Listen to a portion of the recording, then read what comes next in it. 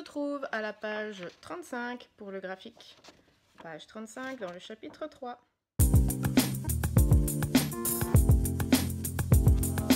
Si on veut réaliser le graphique, déjà la première chose que l'on va faire ici, c'est indiquer que la partie 1 en fait concerne l'eau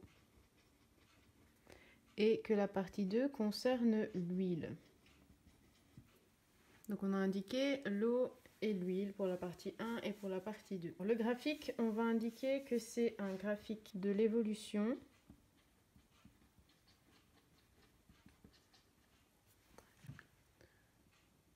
de la masse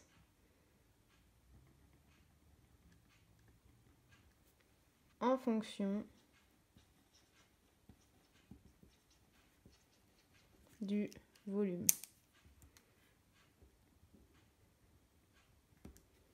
Ensuite, quand on a un graphique, la première chose à faire, c'est d'indiquer les axes. Alors ici, les axes, on va les tracer sur les bords du quadrillage, donc sur le bord gauche et sur le bord inférieur.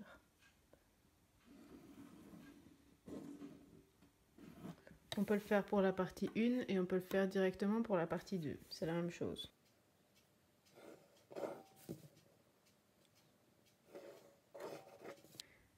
Vu que ce sont des axes, il faut qu'il y ait des flèches vers le haut, vers la droite. Alors, pour ce qui est des axes, ici, ce que l'on a fait, c'est que l'on a fixé la valeur du volume à chaque fois. On a décidé de mettre 0, 1, 2, 3, 4, 5 millilitres. Et donc, cette valeur-là, c'est la variable indépendante. Elle ne va pas dépendre d'une autre, c'est moi qui décide de lui donner les valeurs que je veux. 1, 2, 3, 4, 5 et ainsi de suite. Les valeurs indépendantes, on va toujours les placer sur l'axe horizontal. Donc, mon volume, je vais l'indiquer ici. De nouveau, je reprends le code couleur, le volume, on l'avait fait en rouge. Même chose pour l'huile. Alors, l'unité que l'on a utilisée pour les valeurs du volume, c'était des millilitres. Donc, on va l'indiquer également sur l'axe. Le volume, il est exprimé en millilitres. Attention que millilitres, c'est un petit m et un grand L. L'autre variable que l'on a eue, c'était la masse. Et donc, elle, par contre, elle dépend du volume. Quand j'avais 0 millilitres, j'avais une masse de 0 g. Quand j'avais 1 millilitre, j'avais une masse de 1,0. Celle-ci, toutes celles-ci, dépendait à chaque fois des valeurs du volume. Donc celle-là, c'est la variable dépendante. Elle dépend de celle-là. Et la variable dépendante, sur un graphique, elle va toujours être placée sur l'axe vertical. Donc ici, je vais indiquer masse. Je reprends mon bic vert. Et l'unité de la masse utilisée ici, c'était le gramme. Je fais la même chose pour l'huile. Donc là, on a tracé nos axes, c'est-à-dire que l'on a un axe vertical, un axe horizontal, on a bien mis les flèches et on a nommé les deux axes. L'axe des abscisses, c'est le volume qui est exprimé en millilitres. L'axe des ordonnées, c'est la masse qui est exprimée en grammes, donc que ce soit pour l'eau ou que ce soit pour l'huile. Maintenant, je vais graduer mes axes. Alors ici, c'est facile parce que j'ai déjà un quadrillage qui est tout fait et donc on va utiliser ce quadrillage. À chaque petit carré, on va faire un trait de graduation. Évidemment, on n'oublie pas que l'intersection entre les axes, eh bien, c'est le point 0. Et donc ici, j'ai 1, 2, 3, 4, 5. Et je vais aussi nommer les deux derniers, 6 et 7. Même chose pour la masse. 1, 2, 3, 4, 5, 6. Donc ici, l'échelle que je choisis, 1 cm, représente 1 millilitre. Ça, c'est l'échelle pour mon axe X. Et pour mon axe Y, j'ai choisi 1 cm représente 1 g. Et je fais la même chose pour l'huile. Donc l'intersection 0.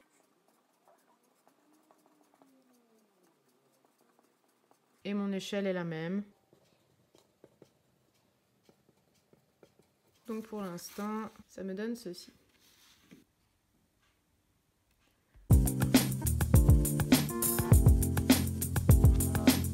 Maintenant, si je m'attarde sur le graphique par rapport à l'eau.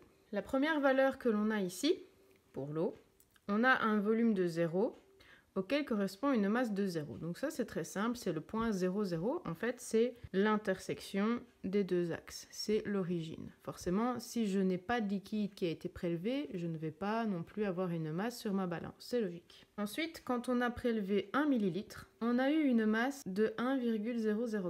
Où est-ce que je vais placer cette valeur-ci? Mon 1 ml, eh bien, c'est une valeur de volume.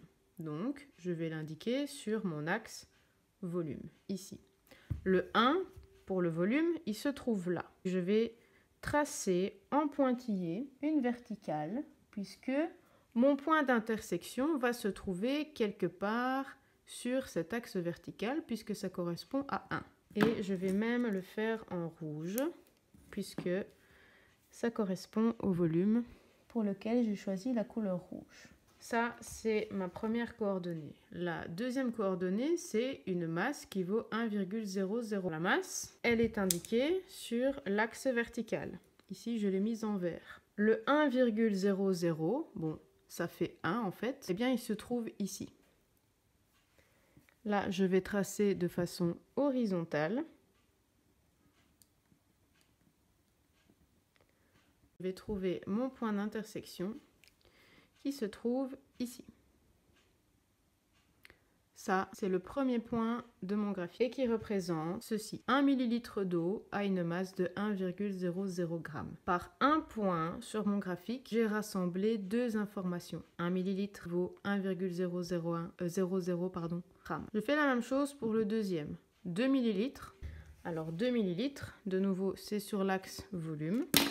Je prends mon bic rouge. Donc le 2 sur l'axe volume, il se trouve ici. Et donc je trace des petits pointillés pour que par la suite je puisse trouver facilement mon intersection. Et à ce 2 ml correspond une masse de 1,98. Alors 1,98, si on doit l'arrondir, on va l'arrondir à 2. Parce que 98, c'est plus proche de 2 que de 1,9 par exemple. Une masse de 2, ça veut dire que je suis ici. Et donc pareil, je trace des petits pointillés cette fois-ci en vert et je trouve une intersection ici. Pour l'instant, c'est bien parce que c'est pile poil sur les petits carrés. On continue. On a 3 ml pour lequel on a 3,00 g. 3 ml, c'est sur l'axe des volumes. Je prends mon bic rouge et le 3, il se trouve là. Je trace.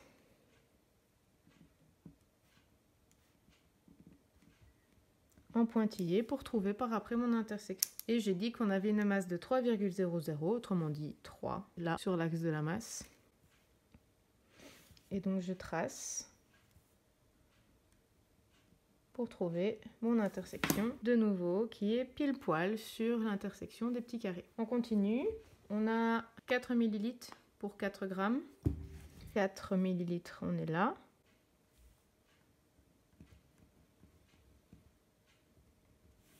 On avait 4,00 pour la masse.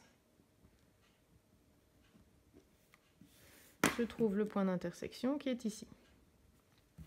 Et le dernier, on a 5 ml pour 4,95. 4,95, on va l'arrondir à 5. On a 5 ml ici, donc sur l'axe volume.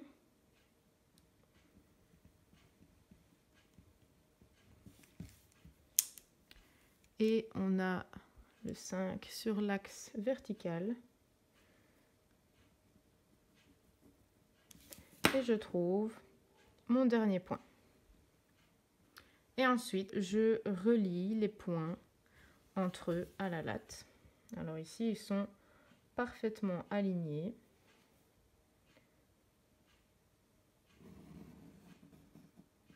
Donc on voit ici qu'on obtient un graphique avec une droite.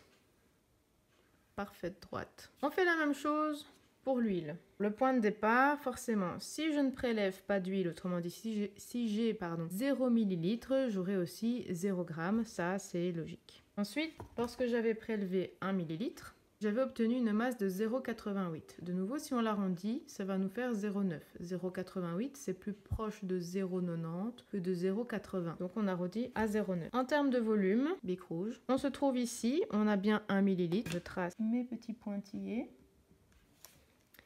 Et pour ce qui est de la masse, on a dit 0,9. Bon, là, par contre, je ne peux pas utiliser les chiffres qui sont là, puisque là, j'ai 1, 2, 3, etc. Je veux trouver 0,9. Ben, c'est très simple, de toute façon. Ici, j'ai 1 cm pour représenter 1 gramme. Donc, si je veux représenter 0,9 g, ben, tout simplement, je prends 9 mm. Donc, je m'arrête 1 mm avant le trait du 1. Et ensuite, je trace les petits pointillés. Et je trouve mon premier point à l'intersection. Ensuite, 2 ml, on avait une valeur pour la masse de 1,76. Si on arrondit 1,76, c'est plus proche de 1,80 que de 1,70. Donc, on a nos 2 ml. Ça, c'est en rouge. Et on a dit qu'on prenait 1,8 pour la masse. Donc pareil que tout à l'heure, j'ai pas 1,8 sur mes graduations qui sont là, mais je peux mesurer avec ma latte 1,8. En fait, ce sera 1,8 cm. Donc je me trouve à 2 mm en dessous du 2. Et je trace avec mon bic vert pour obtenir l'intersection. Ici. Ensuite, on a la valeur 3 ml et on a obtenu 2,62. Si on l'arrondit, et d'ailleurs je me demande si c'est pas 2,64 dans la vidéo qui est indiqué, bref ça ne change rien, mais 2,64 ce sera plus proche de 2,60 que de 2,70. Donc en rouge pour le volume on a dit 3 ml et donc on se trouve ici et on a dit 2,6 pour la masse. 2,6 c'est là. Donc on mesure avec la latte, 2,6 cm, et on trouve un point d'intersection. Hop, il est là. Ensuite, on avait la valeur de 4 ml et on a obtenu 3,54. En rouge, on est à 4 ml, c'est ici. Et 3,54, eh bien, c'est plus proche de 3,50 que de 3,60. Donc on va représenter 3,50. De nouveau, on mesure. 3,50, il est là. Je trace. J'obtiens un point d'intersection ici. Et la dernière mesure, c'était 5 ml, 4,45. Alors 4,45, on va l'arrondir à 4,5.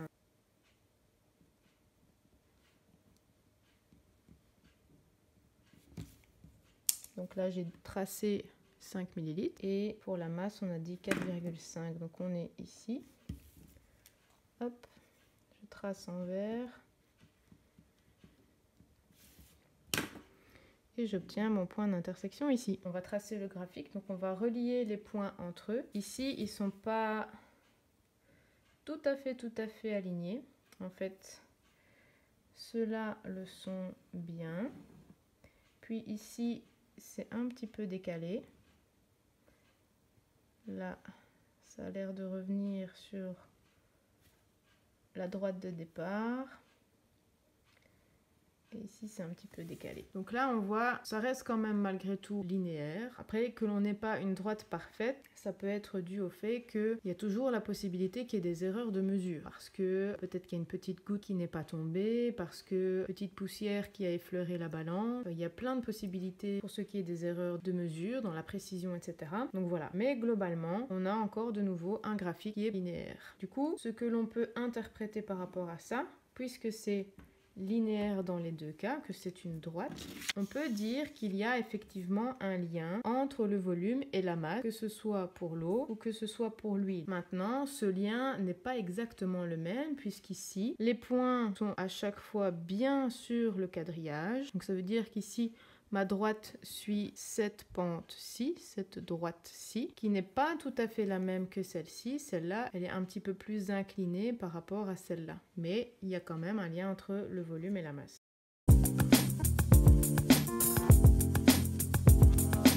Donc si on analyse le graphique, on voit que dans les deux cas, on a une droite comme ceci. Et ce qu'on peut remarquer également, c'est que si je prends cette valeur-ci, et donc qui est liée à celle-ci, si je double la valeur, et donc que je passe de 1 à 2, je vois que la valeur va doubler également. Ça, on pouvait déjà le remarquer aussi ici. Si je double le volume, je vois que la masse double également. Donc ça veut dire qu'il y a un lien entre les deux. Si je passe de 1 ml à 2 ml, en fait ça, on a dit que on pouvait l'arrondir à 0,9 et que le 1,76 on pouvait l'arrondir à 1,8 et en fait 0,9 c'est la moitié de 1,8. Donc effectivement si je passe de 1 à 2 ml, eh bien je passe de 0,9 à 1,8, soit le double comme j'avais déjà ici dans ce cas-là. Donc on peut dire qu'il y a un lien dans ces deux graphiques puisque on a des graphiques qui sont des droites. Donc c'est ce qu'on va indiquer dans l'interprétation. Donc on prend son stylo, les graphiques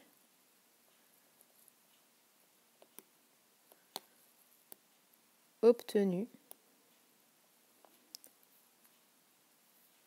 sont des droites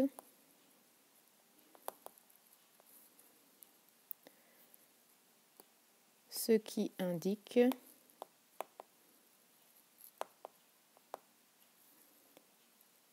qu'il y a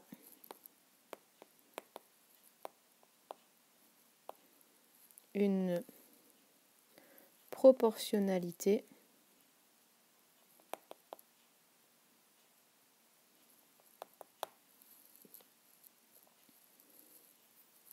entre le volume et la masse.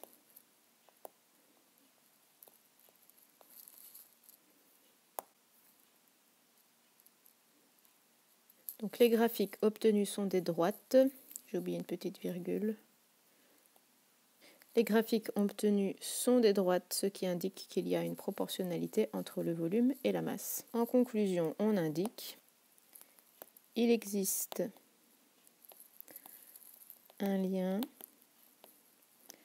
entre la masse et le volume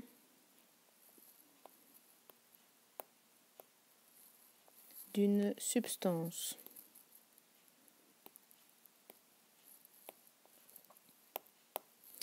Ce lien, vous l'aurez deviné, c'est ce qu'on appelle la masse volumique. On va en reparler tout de suite pour la définir.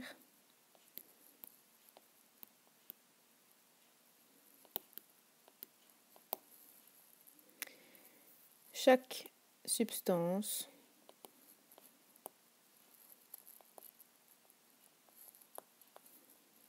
a sa propre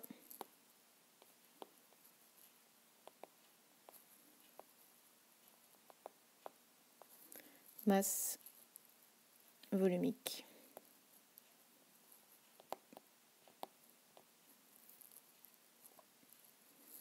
Donc en conclusion, il existe un lien entre la masse et le volume d'une substance. 2 points, c'est la masse volumique. Chaque substance a sa propre masse volumique.